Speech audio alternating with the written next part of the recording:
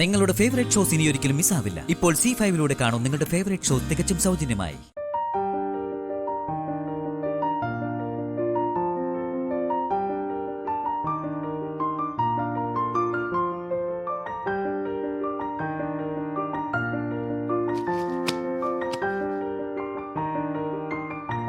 എന്താ എഴുതിയേ?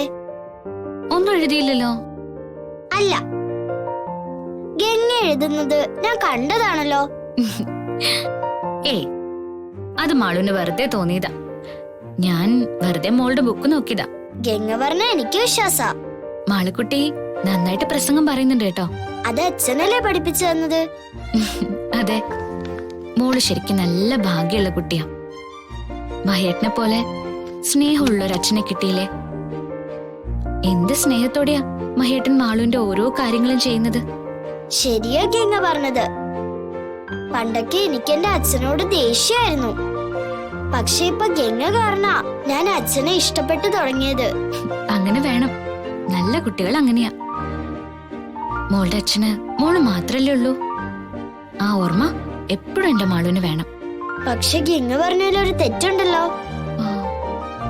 എന്താ മോളെ? അച്ഛൻ ഞാൻ മാത്രമല്ലല്ലോ, ഗംഗയുണ്ട്. എനിക്കറിയാം ഗംഗയ്ക്ക് ഏറ്റവും ഇഷ്ടം അച്ഛനെയല്ലേ. മോളെ അത് ഗംഗ പറഞ്ഞാലും ഇല്ലെങ്കിലും അതെനിക്കറിയാം. പിന്നെ എനിക്ക് ഒരു കാര്യം കൂടി അറിയാം. എന്താ അത്? മഹിയുടെ മോളായോണ്ടല്ലേ ഗംഗയ്ക്ക് എന്നെ ഇഷ്ടമായത്. അപ്പൊ എന്നെക്കാൾ ഇഷ്ടം അച്ഛനെയല്ലേ? എന്റെ കുറുമ്പി, എന്തൊക്കെയാ പറയുന്നത്? ഈ കുഞ്ഞു വായി നിന്നാണോ ഈ വർത്താനൊക്കെ വരുന്നത്? ഗംഗേ, എന്താ മാളു? ഞാനൊരു കാര്യം പറഞ്ഞ ഗംഗ അനുസരിക്കോ? മോള് പറ. എനിക്ക് ചെയ്യാൻ പറ്റുന്നാണെങ്കിൽ ഞാൻ ചെയ്യാതിരിക്കോ? ഗംഗയ്ക്ക് മാത്രമേ ചെയ്യാൻ പറ്റൂ.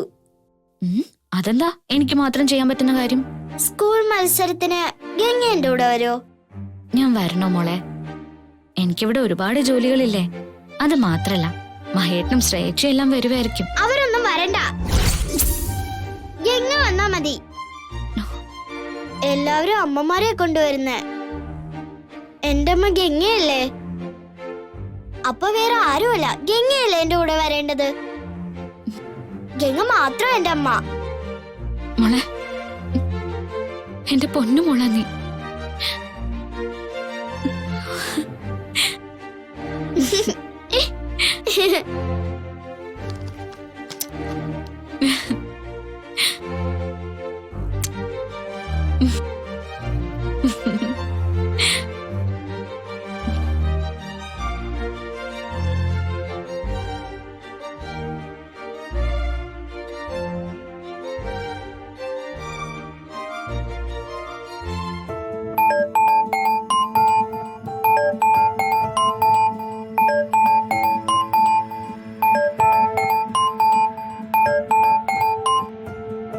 ഹലോ, എന്തായി? കാര്യങ്ങൾ പറഞ്ഞതുപോലെ നടക്കൂ? ഈ നകുലൊരു വാക്ക് പറഞ്ഞാൽ അതിന് വ്യത്യാസം ഉണ്ടാവില്ല. പറഞ്ഞ സമയത്ത് നിങ്ങൾ കൃത്യമായി എത്തണം.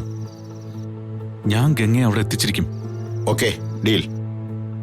വണ്ടിയുടെ കാര്യം ഓർത്ത് ഒരു ടെൻഷനും വേണ്ട. പിന്നെ പ്ലാനിങ്ങിന്റെ കാര്യത്തിൽ വ്യത്യാസമുണ്ടായാൽ എന്നെ അറിയിച്ചിരിക്കണം. ശരി. അധിക നേരം ഇങ്ങനെ സംസാരിക്കുന്ന സേഫ് അല്ല. ആരെങ്കിലും കേട്ടാ അത് പണിയാവും. ഇവിടെ ചുമരുകൾക്ക് പോലും ചെവിയുണ്ട്. ശരി, ഞാൻ ഈ കാര്യം ഇപ്പൊ തന്നെ ബോസിനെ അറിയിക്കട്ടെ. ഗംഗയുടെ ഫോട്ടോ കണ്ടത് മുതൽ ബോസിന്റെ ഉറക്കം നഷ്ടപ്പെട്ടതാ. ഇന്ന് സുന്ദര സ്വപ്നങ്ങൾ കണ്ട് ഉറങ്ങിക്കോളാൻ പറ. നാളെ ഗംഗ ബോസിനൊപ്പം ഉണ്ടാവും. ഓക്കെ, നിന്റെ ബാലൻസ് ക്യാഷ് ഗംഗയെ എത്തിക്കുന്ന സമയം തന്നെ അക്കൗണ്ടിൽ ക്രെഡിറ്റ് ആയിരിക്കും. ഓ, അത് മതി.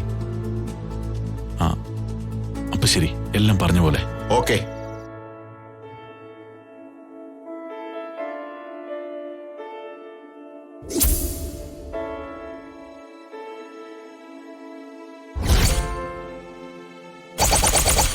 എന്റെ ഗംഗയെ ആരെങ്കിലും എന്തെങ്കിലും ചെയ്യോ വെച്ചാ?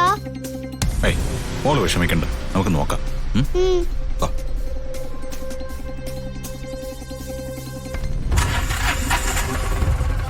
എന്തു പറ്റിയടോ? അറിയില്ല, നോക്കിക്കോട്ടെ. പെട്ടെന്ന് സ്റ്റാർട്ട് ചെയ്യ്. ഗംഗേ, ഗംഗേ, ഗംഗേ അയ്യോ അയ്യോ ആന്റി അല്ലേ ഇത്? അമ്മേ അമ്മേ എന്താ പറ്റിയേ? അയ്യോ എന്റെ അമ്മയ്ക്ക് എന്താ പറ്റിയേ? അമ്മേ അമ്മേ അമ്മ എഴുന്നേക്ക് അമ്മേ. ആന്റി. അമ്മേ ആന്റി എന്താ എന്റെ എന്ത് അമ്മ. പറ്റി ഹൈമാവതി? എന്താ ഇവിടെ സംഭവിച്ചത്? അമ്മേ മാള് വന്ന് ഹൈമാവതി. വിളിച്ചോണ്ട് ഞാൻ താഴേക്ക് വന്നത്. എന്താ നീ ലൈറ്റ് ഇട്ടത് കണ്ട ഞങ്ങളും വന്നത്. എന്താ പറ്റിയേ? എന്താ സംഭവിച്ചെന്ന് അറിയില്ല. സീമ നോക്കി നിൽക്കാതെ വേഗം പോയി വെള്ളം എടുത്തോണ്ട് വാ. ഹൈമാവതി അമ്മേ ഹൈമാവതി ഗംഗേ കാണുന്നില്ല മുത്തശ്ശി.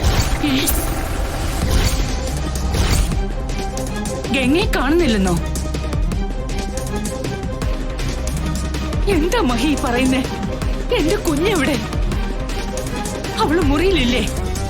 ഇല്ല, അയ്യോ ഗംഗ അവിടെ എങ്ങും ഇല്ല. ഗംഗയെ കാണുന്നില്ല എന്നും പറഞ്ഞ് കരഞ്ഞുകൊണ്ടാ മാളു എന്നെ വന്ന് വിളിച്ചുണർത്തിയത്. എന്റെ ഈശ്വര, എന്റെ കുഞ്ഞ്, അവൾക്ക് എന്താ പറ്റിയേ? ജാനകിയമ്മ വിഷമിക്കാതെ. ഹൈമാവതി ഉണരുമ്പോ അറിയാലോ. ഈ സീമ ഇതെവിടെ പോയി? സീമേ ദാ വെള്ളം. തരൂ. ഹൈമാവതി അമ്മേ അമ്മേ ഹൈമാവതി എഴുന്നേക്ക്. ഇതെന്താ ഇത്?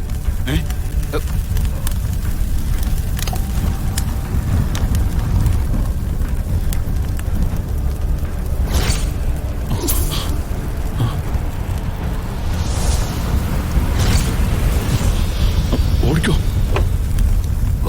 കണ്ടെന്നാ തോന്നേ. ഓടിക്കോടോ.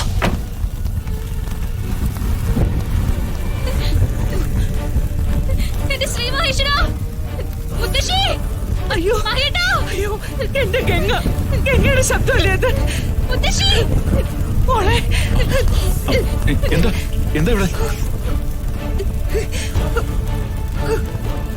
മോനെ, ഗംഗയുടെ കരച്ചിലല്ലേ അത്? അയ്യോ എന്റെ ഗംഗ. ഗംഗേ ഗംഗേ ഗംഗേ.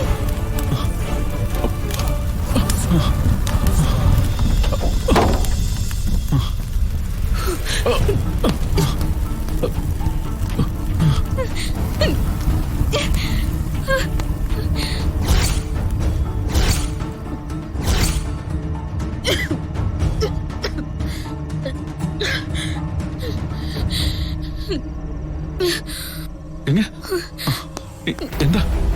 എന്ത് പറ്റി? മുത്തശ്ശി. മോളെ മോളെ ഗംഗേ, മുത്തശ്ശി. മോളെ അയ്യോ മോളെ, എന്താ പറ്റിയത്? മോളെ എന്റെ കുഞ്ഞിന് എന്താ പറ്റിയത്? അയ്യോ